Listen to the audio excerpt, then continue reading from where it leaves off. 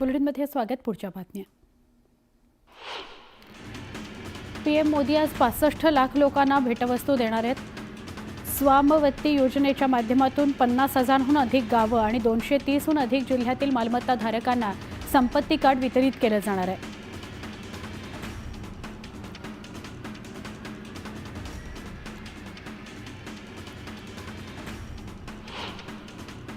नवी दिल्लीमध्ये पंजाब हरियाणाच्या शेतकऱ्यांनी सीमेवर सुरू केलेलं आंदोलन पुन्हा तापलंय. शेती उत्पादनांच्या हमी भावाला केंद्र सरकारची हमी मिळावी या मुख्य मागणीकरता 26 जानेवारीला देशभर ट्रॅक्टर मोर्चा काढण्यात येणार आहे. छत्तीसगडच्या कांकेरमध्ये सुरक्षा दलाचे जवान आणि माओवाद्यांमध्ये चकमक झाली. यावेळी 12 माओवाद्यांना कंठस्नान घालण्यात यश आलं, तर 8 लाखांचं बक्षीस असलेला नक्षलवादी राकेश उर्फ मोतीराम उसेंडी याला अटक करण्यात आली.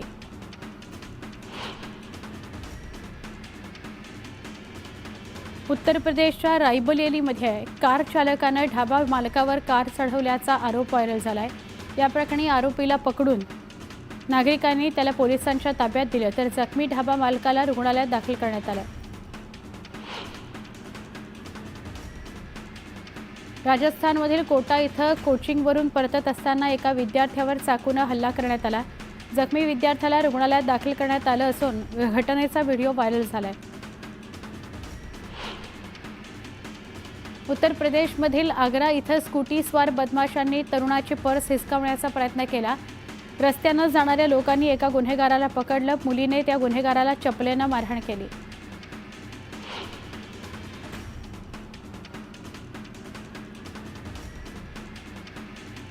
अहमदाबादमध्ये एका तरुणानं रिक्षावर स्टंटबाजी केल्याचा प्रकार समोर आलाय. हातात हत्यार घेऊन त्यानं केलेल्या स्टंटबाजीचा व्हिडिओ व्हायरल झालाय. गुजरातच्या वडोदरामध्ये पोलिसांनी बाईक गँगच्या चौघांना अटक केली आहे. सोशल मीडियावर त्यांचा रेसिंगचा व्हिडिओ व्हायरल झालाय. ही कारवाई करण्यात आली आहे. बिहारच्या नवादामध्ये सायबर फसवणुकीप्रकरणी पोलिसांनी मोठी कारवाई केली. या प्रकरणी 11 जणांना अटक करण्यात आली. लाखोंची फसवणूक केलेल्या त्यांच्यावर तपासाचा आरोप आहे. उत्तर प्रदेशातील देवरियाच्या हनुमान मंदिरातून दानपेटी घेऊन चोर फरार झाले. दानपेटी चोरट्याने 2 दानपेटी चोरांनी चोरी केलेली आहे. ही संपूर्ण घटना सीसीटीव्हीत कैद झाली आहे. पोलीस पुढचा तपास करत आहेत. मध्य प्रदेशच्या जबलपूरमधील दमोह इथल्या दनिताल परिसरात रस्त्यांच्या मधोमध कोबरा आल्यानं एकच खळबळ उडाली. त्यामुळे अनेक तास दोन्ही बाजूची वाहतूक ठप्प झाली होती.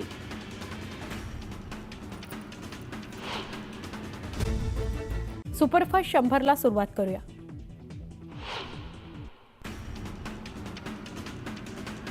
सैफवर हल्ला झाला, मात्र हल्लेखोराच्या निशाण्यावर नक्की कोण होतं असा सवाल उपस्थित झालाय.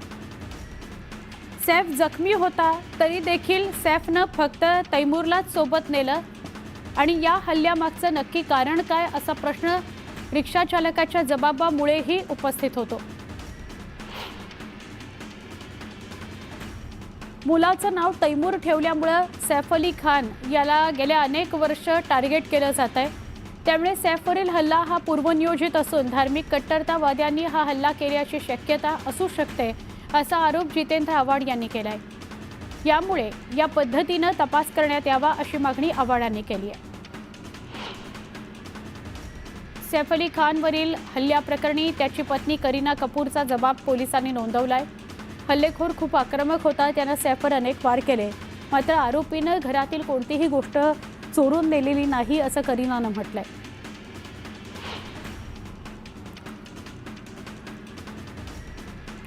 सैफ अली खान याच्यावर हल्ला करणारा आरोपी अद्यापही फरार आहे. पोलिसांच्या विविध टीम्सकडून त्याचा शोध घेतला जातोय, मात्र अद्यापही आरोपीला शोधण्यात पोलिसांना यश आलेलं नाही. सैफवर हल्ला करणारा आरोपी सीसीटीव्हीत कैद झालाय.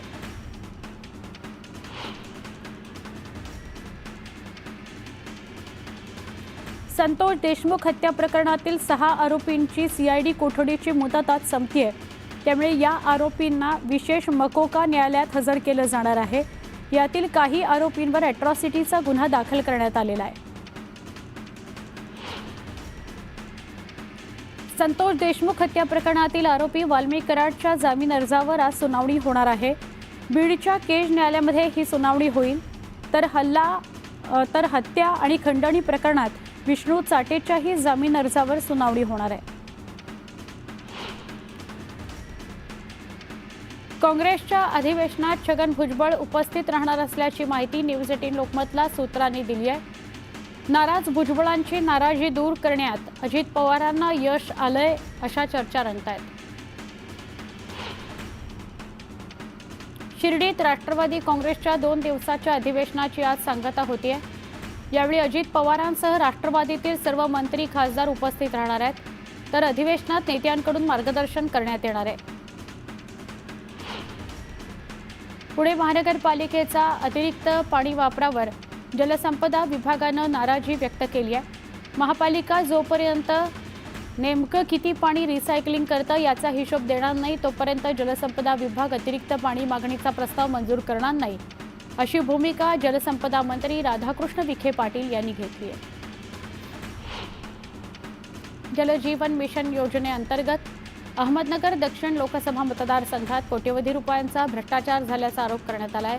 निलेश लंकेंनी हा आरोप केला आहे। अनेक गावांमध्ये कामं न करता बिलं मंजूर केल्याचा आरोप त्यांनी केला आहे। या प्रकरणी केंद्रस्तरीय ऑडिट करण्याची मागणी त्यांनी केली आहे। आमदार सुनील शेळके यांनी लोणावळ्यात जनसंवाद दौरा केला। प्रभागात जाऊन त्यांनी नागरिकांशी संवाद साधला। यावेळी नागरिकांनी आमदार सुनील शेळकेंवर समस्यांचा पाढा वाचला।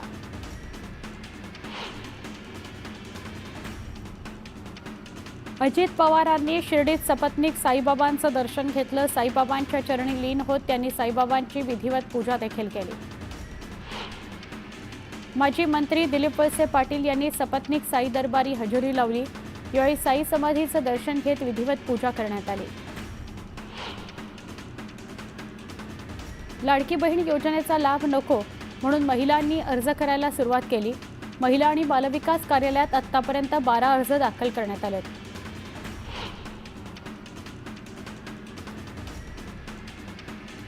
गंगापूर सरकारी रुग्णालयातील एका मृत महिलेच्या अंगावरील 3.25 लाखांच्या दागिन्यांची चोरी करण्यात आली होती। पोलिसांनी या आरोपीला तब्बल 2 तासात बेड्या ठोकलेल्या आहेत।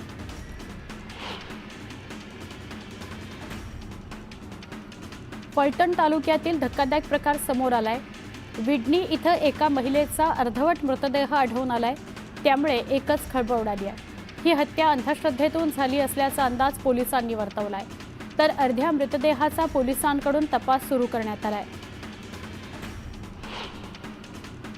मेळघाटातील चिखलदरा तालुक्यात संतापजनक घटना घडली। रेहट्या खेडा या गावात एका 77 वर्षाच्या महिलेची विवस्त्र धिंड काढण्यात आली। जादूटोण्याच्या संशयातून महिलेसोबत अमानुष कृत्य करण्यात आलं असून पोलिसांनी केवळ मारहाणीचा गुन्हा दाखल केलाय। 2 दिवसांपासून सोनं चांदीच्या भावात पुन्हा वाढ झाली आहे। सोन्याचे भाव 79,800 रुपये प्रति तोळा आहेत, तर चांदीचे भाव 91,600 रुपयांवर गेलेले आहेत। लाडकी बहीण योजनेतून 4,000 बहिणींनी माघार घेतली आहे। सरकारच्या पडताळणीत अपात्र ठरण्याची टांगती तलवार आणि आतापर्यंत मिळालेले पैसे परत करावेत लागण्याच्या भीतीमुळे लेखी अर्ज येऊन योजनेतून त्या बाहेर पडलेल्या आहेत। मुंबई राज्य सरकारच्या विविध विभागांमार्फत आर्थिक वर्षाच्या शेवटच्या 3 महिन्यांमध्ये मोठ्या प्रमाणात खर्च केला जातो।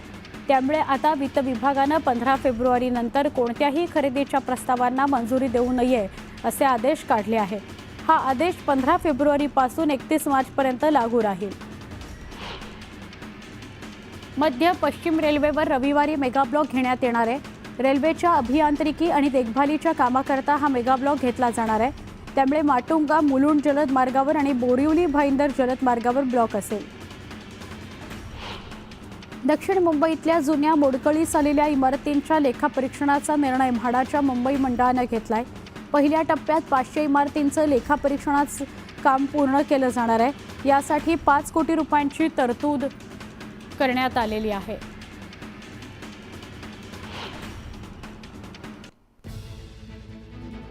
महत्त्वाची बातमी आहे। सैफ अली खानवर हल्ला करणारा दादरमध्ये आहे। दादरच्या कबूतरखाना परिसरात आढळलेलं आहे। आजूबाजूच्या शहरांचं सीसीटीव्ही चेक केलं जात होतं, त्यावेळेला ही माहिती समोर आली आहे। मोबाईलच्या दुकानातून हेडफोन्स त्याने खरेदी केलेले आहेत। सीसीटीव्हीत हा आरोपी कैद झालाय। या घडीची सगळ्यात महत्त्वाची माहिती आमचे प्रतिनिधी विजय देसाई यांच्याशी बोलूया। विजय, आजूबाजूच्या शहरांचं सीसीटीव्ही चेक केलं जात होतं, रेल्वेचा परिसर सगळा चेक केला जात होता, सीसीटीव्ही त्याचं बघितलं जात होतं। काय माहिती द्याल?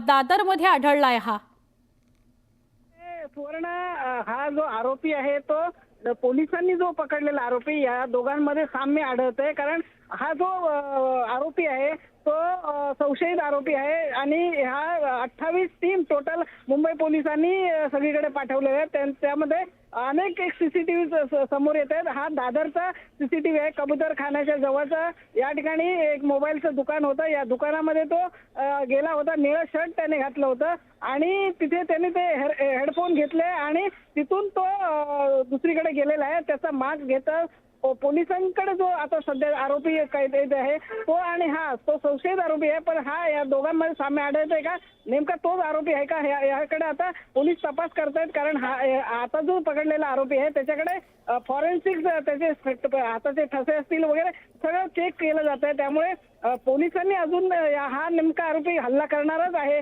याला दुजोरा दिला नाही। कारण 55 तास उलटून गेले तरी आरोपी पोलिसांना सापडत नाही। याच्यामुळे आता कुठेतरी कायदा आणि सुव्यवस्थेचा प्रश्न मात्र निर्माण झालेला आहे। एवढ्या मोठ्या हाय प्रोफाईल अभिनेत्यावर जर हल्ला होतोय आणि त्याचे आरोपी जर असे मोकाट सुटत असतील तर एक जी प्रतिमा मुंबई पोलिसांची होती ती परदेशातल्या स्कॉटलँड जी बरोबरी केली जायची त्याला कुठेतरी आता इथे गालबोट लागतंय का, हा सुद्धा एक प्रश्न निर्माण झालाय। कारण संपूर्ण तपास आता 55 तासानंतर जर तुम्हाला आरोपी भेटत नसेल तर नेमके पोलीस करतायत काय, आणि हा जो त्यांनी वर्सोवामध्ये सुद्धा एक त्यांना सीसीटीव्ही सापडला होता, त्याच्यामध्ये सुद्धा त्याच्याशी साधर्म्य असा हा जो आता आरोपी पकडला तो दोन्ही सेम दिसत आहेत।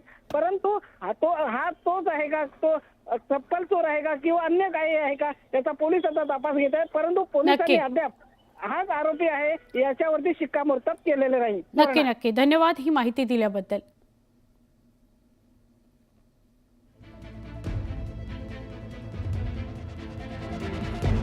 वांद्रे परिसरातून एक व्यक्ती काल ताब्यात घेण्यात आलेली आहे। सैफवर हल्ला केल्याचा पोलिसांना संशय आहे, यानेच हल्ला केला असावा असा संशय आहे। सकाळच्या सुमारास हे व्यक्ती ताब्यात घेण्यात आला होता। हा व्यक्ती सैफवरील हल्ला प्रकरणातील आरोपी सारखाच दिसत असल्याचं समोर येत आहे, पण हा तो आरोपी नसल्याची माहिती मिळते आहे। एक महत्त्वाची बातमी मात्र या आरोपीचा व्हिडिओ आता चांगलाच व्हायरल होतोय। वर्सोवा परिसरातील संबंधित व्यक्ती चप्पल चोरी करत असतानाचा सीसीटीव्ही व्हिडिओ समोर आलाय। या चप्पल चोराविषयी अधिकची माहिती अद्याप समोर आलेली नाही। दरम्यान पोलिसांकडून आरोपीचा शोध सुरू आहे। आरोपी सैफच्या इमारतीत शिरतानाचा हा व्हिडिओ आपण बघतोय, पण त्या व्यतिरिक्त ज्याला सकाळच्या दरम्यान पकडलं काल पोलिसांनी, वांद्रे परिसरामधून त्याला पकडलं।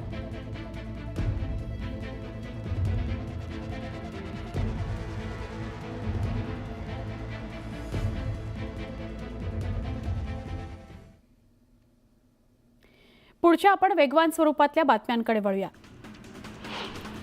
राज्यामध्ये 5% म्हणजेच 65 लाख अपंग आहेत। माजी सैनिकांना मालमत्ता करामध्ये सवलत दिली जाते, त्याप्रमाणे अपंगांनाही मालमत्ता करात 50% सवलत दिली जावी, याबाबतचा प्रस्ताव महापालिकेनं राज्य सरकारला पाठवावा। त्याला मंत्रिमंडळाची मान्यता देण्यात आली आहे, असं आश्वासन उपमुख्यमंत्री अजित पवार यांनी शुक्रवारी दिलं। महाराष्ट्र राज्य माध्यमिक आणि उच्च माध्यमिक शिक्षण मंडळातर्फे घेण्यात येणाऱ्या 10वी आणि 12वीच्या परीक्षांचा निकाल 15 मे पर्यंत जाहीर होईल, अशी माहिती शालेय शिक्षण मंत्री दादा भुसे यांनी केली। 10वी-12वीची परीक्षा यंदा दरवर्षीच्या तुलनेत लवकर सुरू होत असून 12वीची परीक्षा 11 फेब्रुवारीपासून तर 12वीची परीक्षा 11 फेब्रुवारीपासून आणि 21 फेब्रुवारीपासून सुरू होणार आहे। नांदेडमध्ये शक्तीपीठ महामार्गाला शेतकऱ्यांनी तीव्र विरोध केलाय। 10 पट दाम दिला तरी जमीन देणार नाही असा आक्रमक पवित्रा शेतकऱ्यांनी घेतलाय। यवतमाळ शहरातील लकडगंज परिसरात सागवान लाकडाची तस्करी होत असल्याची माहिती मिळताच पोलिसांनी कारवाई केली आहे। 12 टन लाकूड जप्त केले असून पोलिसांनी गुन्हा दाखल केला आहे।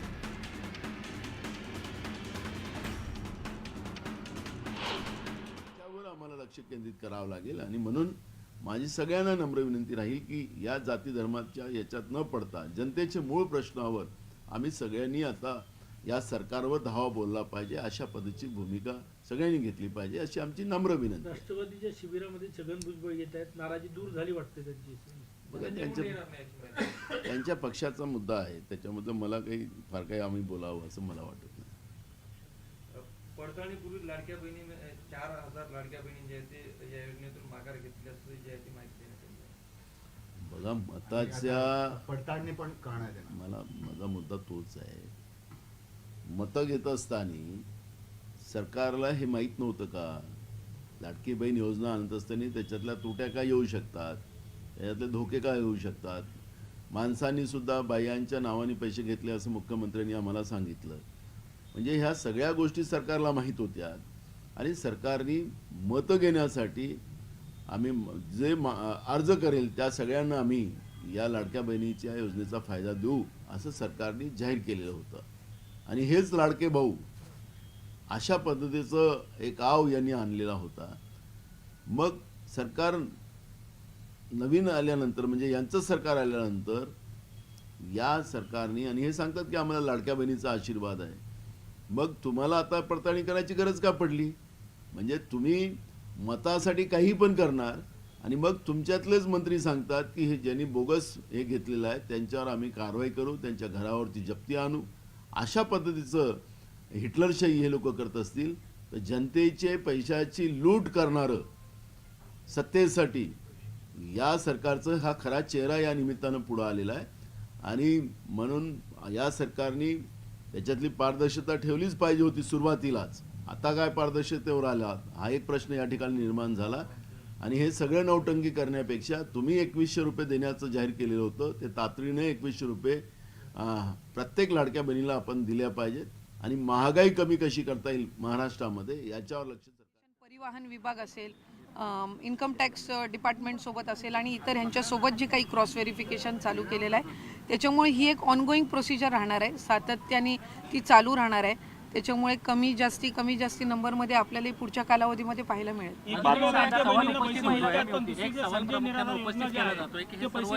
पैसे आहेत, एक सवाल उपस्थित विरोधकांकडून केला जातोय की हे सर्व जनतेचे पैसे आहेत, वेगवेगळ्या योजनांमधले पैसे जर माघारी घेतले जातात तर लाडक्या बहिणीच्या बहीण योजनेमधले पैसे तुम्ही वापस का घेत नाही? पण असं कोणी म्हटलं की वापस घेत नाहीये? मी आताही याआधी माहिती दिली की सरकारी चलनच्या माध्यमातून आपण राज्य शासनाची जी तिजोरी असते ट्रेजर त्याच्यासाठी आम्ही अर्थ नियोजन विभागासोबतही त्या संदर्भातला आमचा संपर्क चालू आहे। ते एक स्वतंत्र हेड म्हणजे रिफंड हेड जो असतो तो त्याच्यासाठी ते आम्हाला त्या ठिकाणी तयार करून देतील आणि त्या माध्यमातून हे राज्याच्या तिजोरीमध्ये येणार आणि ते वेगवेगळ्या योजना असेल किंवा इन्फ्रास्ट्रक्चर असेल किंवा इतर ह्याच्यासाठी जसं रुटीन शासनाचं रिफंडचं फंड वापरला जातो इतर योजनांसाठी किंवा शासकीय जी काही आपली लोकउपयोगी लोककल्याणकारीच्या योजना असतात तर त्यामध्ये तो वापरला जाईल। आपला मुद्दा असा आहे प्रामुख्याने तुम्ही असं म्हणताय की ज्यांचे अर्ज माघारी आलेले आहेत ते पैसे माघारी येत आहेत त्यांचे, परंतु ज्यांना चुकीच्या पद्धतीनेच अर्ज भरलेले आहेत जे अजूनही बोलायला तयार नाही। मी याआधी त्या संदर्भातली माहिती दिली की आमची जी क्रॉस व्हेरिफिकेशनची प्रोसिजर आहे परिवहन विभागासोबत चालू आहे।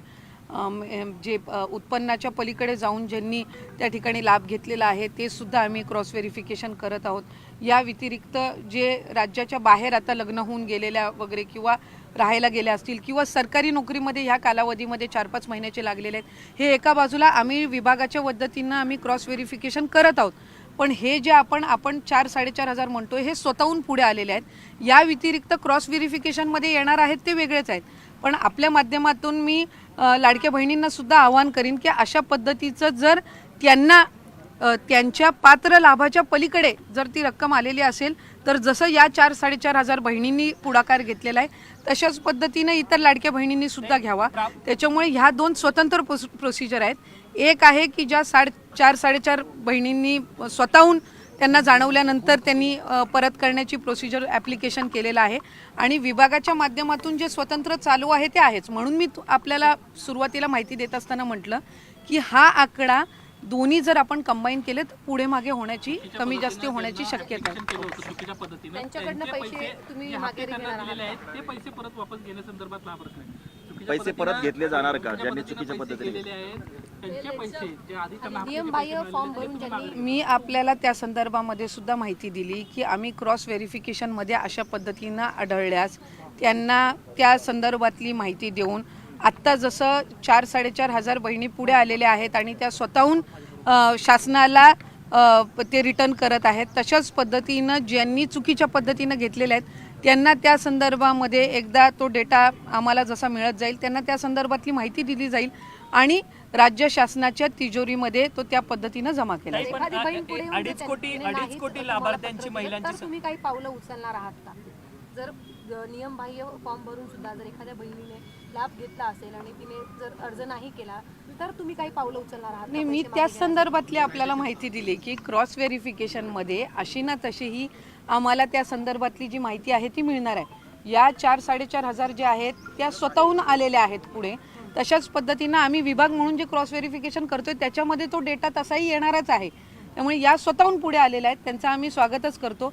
अशाच पद्धतीनं इतर असतील तर त्यांनी स्वतःहून पुढे यावं आणि अदरवाईज क्रॉस व्हेरिफिकेशनमध्ये हळूहळू आमच्याकडे तो डेटा तसाही येत आहे. ताई, तुम्ही म्हणतात की क्रॉस व्हेरिफिकेशन करून डेटा तुम्ही कलेक्ट करणार आहात. 2.5 कोटी लाभार्थी महिलांची संख्या आहे. साधारणपणे तुमच्या डिपार्टमेंटकडे काही आकडेवारी आहे का? जर क्रॉस व्हेरिफिकेशन झालं तर इतकी आकडेवारी ती खालावेल म्हणून? आम्ही सुरुवातीपासूनच या संदर्भातली भूमिका स्पष्ट केलेली आहे की क्रॉस व्हेरिफिकेशन किंवा स्क्रुटिनी आम्ही 2.5 कोटी लाभार्थ्यांचं पूर्णपणाने करणार नाही.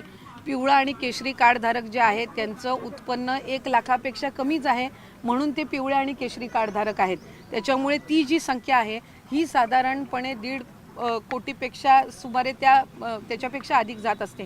त्याच्यामुळे तिथं स्क्रुटिनी किंवा क्रॉस व्हेरिफिकेशन करण्याचा काही विषय येत नाही कारण त्यांचे उत्पन्न हे त्यांना जे कार्ड मिळालेलं आहे जे पूर्वीपासून अन्न व नागरी पुरवठाच्या माध्यमातून किंवा इतर योजनांचा ते लाभ घेत आहेत त्याच्यामध्ये ते क्लिअर आहे. दुसरी महत्त्वाची बाब नमो शेतकरी योजना आहे ज्याच्यामध्ये 1000 रुपयाचा लाभ काही महिलांना मिळत असतो. त्याच्यामध्ये सुरुवातीपासूनच आम्ही शासन निर्णयामध्ये एक निर्गमित केलेला आहे की ज्या इतर योजनांचा लाभ घेतात पण तो 1500पेक्षा कमी आहे त्याची जी वरची कॅपिंग आहे ती लाडकी बहीणच्या माध्यमातून दिली जाईल. म्हणजे उदाहरणार्थ नमो शेतकरीचा 1000 रुपयाचा लाभ हा लाडक्या बहिणींना मिळतोय. आता 1500 तो करण्याच्या दृष्टिकोनातून वरची जी 500चा लाभ आहे हा लाडक्या बहिणीच्या माध्यमातून दिला जाणार आणि ह्यामध्ये आम्ही कुठलाही शासन निर्णयामध्ये बदल करत नाही.